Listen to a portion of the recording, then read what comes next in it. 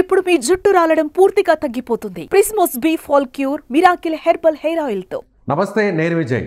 ప్రముఖ సినీ choreographer Johnny విషయంలో జనసేన తీవ్రంగా స్పందించింది. గతంలో జానీ మాస్టర్ జనసేన పార్టీకి అనుకూలంగా ఆయన ప్రచారం నిర్వహించారు.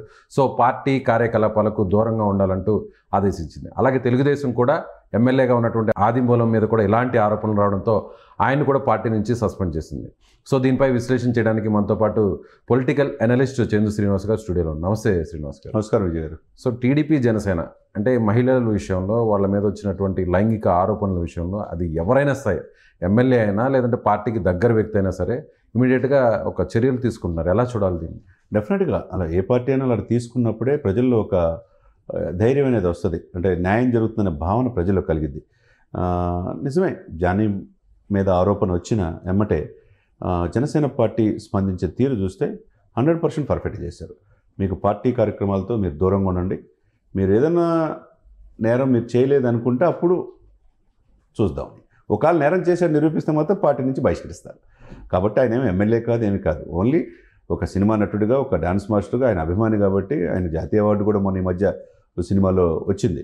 కాబట్టి ఆ అభిమానంతో ఆయన పార్టీలో ఆహ్వానించారు. కానీ ఆయనకి ఎటువంటి ఇది లేదు, ఏది ఎమ్మెల్యే కానీ. కాబట్టి ఆయనది ఆ విషయంలో తక్షణం స్పందించే తీరు ఏదైతే ఉందో ఇటువంటిది నాయకుడు ఉపేక్షించడు. పవన్ కళ్యాణ్ గారు అటువంటి వ్యక్తులకి కఠినంగా, ఎందుకంటే ఆయన ఒక మాట చెప్పేటప్పుడు ఇంప్లిమెంట్ చేయాలి కదా. కాబట్టి ఆయన వ్యవహరించిన తీరు ఏదైతే ఉందో పవన్ కళ్యాణ్ తక్షణం స్పందించి పార్టీ కార్యక్రమానికి దూరంగా ఉంచండి అని చెప్పి వేములపాటి అజయ్ కుమార్ నుంచి క్రమశిక్షణ సంఘం ఆయన చూస్తున్నారు కాబట్టి లెటర్ వచ్చింది. అందులో ఒక రోజు వ్యవధిలోనే వెంటనే డెసిషన్ ఇమ్మీడియట్గా నిర్ణయం. ఎందుకంటే అది అవసరం కూడా ఏ పార్టీకైనా.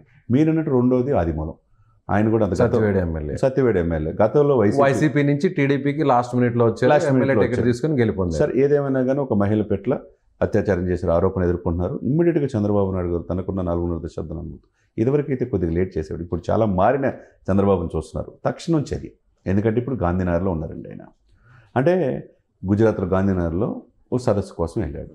ఈరోజు వచ్చేసేసి ఈరోజు రేపట్లో ప్రతి ఒక్క ఎమ్మెల్యేలతో వారి మీద ఆరోపణలు వస్తే మంచిగా పనిచేస్తే అప్రిషియేషన్ ఉంటుంది, ఆరోపణలు వస్తే చర్యలు తీసుకోబోతున్నాడు.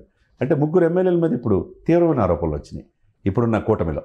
అది కూడా గుంటూరు తూర్పు ఎమ్మెల్యే మీద వాళ్ళ భర్త ఎక్కువగా వైసీపీ వాళ్ళని ఇది చేసుకొని సొంత పార్టీని ఇబ్బందులు పెడుతున్నారు ఆరోపించింది. అట్లా ఇంకో 2 ఉన్నారు. వాళ్ళని అవసరమైతే చర్యలు తీసుకోవడానికి వెనకట్లా. అంటే చంద్రబాబు నాయుడు ఎదువరకులాగా ఆలోచించట్లా. తక్షణం స్పందించాలి. ప్రజలకి మేలు చేసే విధంగా మనం కూటమిని మంచి మెజార్టీతో గెలిపించారు కాబట్టి ప్రజలకి అకౌంటబిలిటీ అనేది ఒక మ్యాండేటరీ ఇచ్చారు కాబట్టి, ఒక హ్యూజ్ మ్యాండేటరీ ఇచ్చారు కాబట్టి డిసిప్లైన్ విషయంలో కూడా అలాగే ఉండాలనేది భావిస్తున్నారు చంద్రబాబు గారు కానీ పవన్ కళ్యాణ్ గారు. కరెక్ట్. అది ప్రజలు నమ్ముతారు, లేకపోతే ప్రజలు నమ్మరు కదండి. ఇప్పుడు గత ప్రభుత్వంలో ఏమైంది విజయ్ గారు మీకు తెలియదు కాదు. ఇప్పుడు దళితుడిని డోర్ డెలివరీ చేసిన చాలా ఆరోపణలు వచ్చాయి.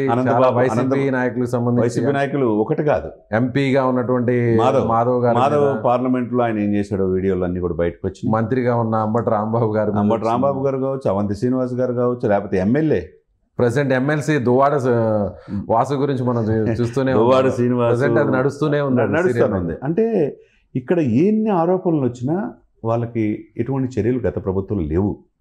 లేకపోబట్టి వాళ్ళు ఇష్టారాజ్యంగా వ్యవహరించారు. ఎందుకు అట్లా వ్యవహరించారు? మహిళల పట్ల ఎందుకు అంత చిన్న చూపు? దళితులను డోర్ డెలివరీ చేసిన అనంతబాబుని అట్లా వదిలేశారు. గవర్నమెంట్లో మాధవని ఏం చేశారు ఎంపీ, తర్వాత అవంతి శ్రీనివాస్ కావచ్చు, తర్వాత లేకపోతే అంబటి రాంబాబు గారు కావచ్చు, కాల్స్ కూడా వీడియో కాల్స్ మాయ కాదంటున్నారు. ఇకపోతే మొన్న ఈ మధ్య ప్రభుత్వం మారిన తర్వాత కూడా ఒక ఇంట్లో పనిచేసే అమ్మాయి పట్ల కోడుమూరి సుధాకర్ బాబు ఆయనది వచ్చింది. ఇంత జరుగుతుంటే గత ప్రభుత్వంలో ఎందుకు చేయాల? ఇప్పుడంతా వీళ్ళని ఆరోపించే ముందు గత ప్రభుత్వంలో ఏం జరిగిందో కూడా వీళ్ళు కూడా చూసుకోవాలి. తక్షణం స్పందించాలా. ఎవరికైతే ఆరోపణలు వచ్చినాయో పార్టీ నుంచి ముందు పక్కన పెట్టేసేయాలి యాక్టివిటీస్ నుంచి. అప్పుడే మిగతా వాళ్ళకు కూడా ఒక ఇది ఉంటుంది. మన మీద ఒక కన్నేసి ఉన్నారు అధిష్టానం, పార్టీకి నియమ నిబంధనలకి ఇది చేసి ప్రజలకు అన్యాయం చేయాలన్న భావన కావచ్చు, ఆడపిల్లలను మోసం చేయాలన్న ఆలోచన కావచ్చు, వేరే వాళ్ళకి జోలికి వెళ్ళి వాళ్ళని ఏదైనా చేయాలన్న తలంపు వస్తే భయపడేటట్టుగా ఇప్పుడు కూటమి వ్యవహరిస్తుంది. దాన్ని మనం అందరూ అప్రిషియేట్ చేయాలి. సో కంపారిజన్ చూస్తే అటు వైసీపీ కావచ్చు, టీడీపీ కావచ్చు, జనసేన కావచ్చు, ఈ 3 పార్టీలకి డిసిప్లైనరీ విషయంలో వెంటనే నిర్ణయం తీసుకోవడం, యాక్షన్ తీసుకోవడం విషయంలో ఎలా కంపేర్ చేయాలి? డెఫినెట్గా అండి కంపారిజన్ అవసరం కూడా ఈ 2 పార్టీలకి. ఇప్పుడు మీరు అన్నట్టు జానీది నిన్నటి నుంచి జరుగుతుంది. నేషనల్ ఒక నెల్లూరు నుంచి వచ్చిన వ్యక్తి జాతీయ స్థాయిలో అవార్డు పొందాడు. మొన్న ఈ మధ్యనే అవార్డు పొందటం, గుర్తింపు తెచ్చుకున్నాడు. అదేవిధంగా ఓకే, మంచి కొరియోగ్రాఫర్ అని. కానీ ఒక లేడీ ఆరోపించినప్పుడు ఆమె ఆధారాలు కూడా చూపించినప్పుడు తనలో అది నిజమా అబద్ధమా అనే విషయాన్ని పక్కన పెడితే ఆరోపణలు వచ్చిన వెంటనే ఇమీడియట్ గా పార్టీ కార్యకలాపాలకు దూరంగా ఉండాలని ఆదేశించారు. ఆరోపణలో ఇప్పుడు ఏంటంటే ఆమె చెప్పింది నిజమైంది అనుకో, జానీ శిక్షార్హుడే, అది ఎవరు తప్పించలేనిది. అతని మీద రేప్ కేసు పెట్టారు, మిగతా సెక్షన్స్ కూడా పెట్టారు. అతను ఇప్పుడు వాట్ ఈజ్ వాట్ అనేది ఆమెకు మెడికల్ సర్టిఫికేట్ తీసుకోవాలి, ఆమె ఎవిడెన్స్ సమర్పించాలా.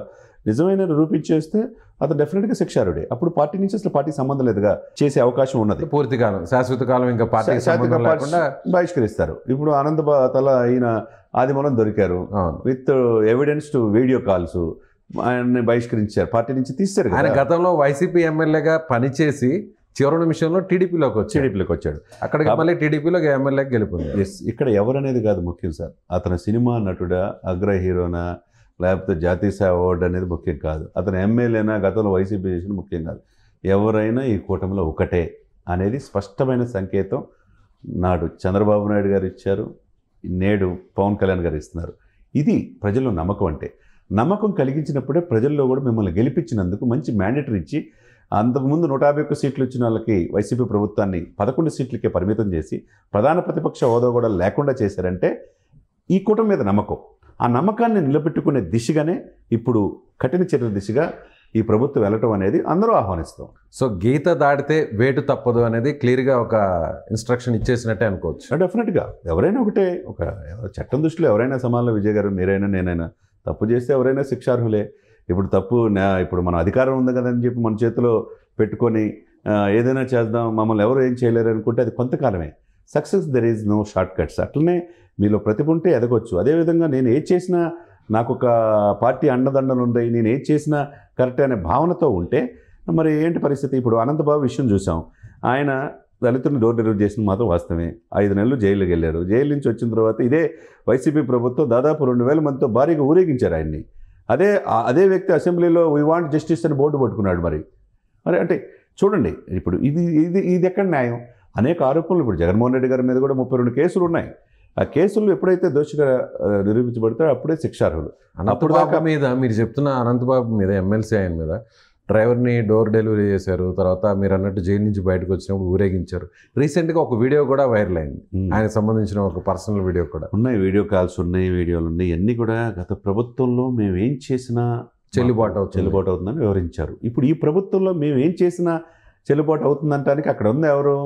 గబ్బర్ సింగ్ ఉన్నాడు, పవన్ కళ్యాణ్ ఉన్నాడు. ఆయన ఉపేక్షించేది ఏం లేదు, ఎవరైనా ఒకటే అని చెప్పేసి విన్న వ్యక్తి. ఆయన తప్పు చేస్తే చూస్తా ఊరుకోడు. అదేవిధంగా చంద్రబాబు నాయుడు నేను మారిన మనిషిని చూస్తారన్నాడు, చూసి ఆయన చెప్పినట్టుగానే వ్యవహరిస్తున్నాడు. ఇది ప్రజలకి అకౌంటబిలిటీ.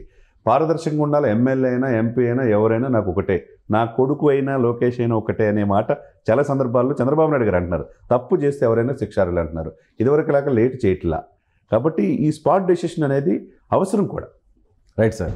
సో ఇది అంటే మహిళల పట్ల లైంగిక ఆరోపణలు వచ్చినా, మహిళల్ని వేధించినా కూడా తీవ్రంగా స్పందిస్తుంది తెలుగుదేశం పార్టీ, జనసేన. ముఖ్యంగా జానీ మాస్టర్ విషయంలో కూడా వెంటనే జనసేన పార్టీ అధిష్టానం వెంటనే చర్యలు తీసుకోవడం కూడా ఒక శుభ పరిణామని చందు శ్రీనివాస్ గారు చెప్తున్నారు. Thank you so much. Suman టీవీలో మీ పర్సనల్ అండ్ బిజినెస్ ప్రమోషన్స్ కోసం కింది నెంబర్కి కాంటాక్ట్ చేయండి.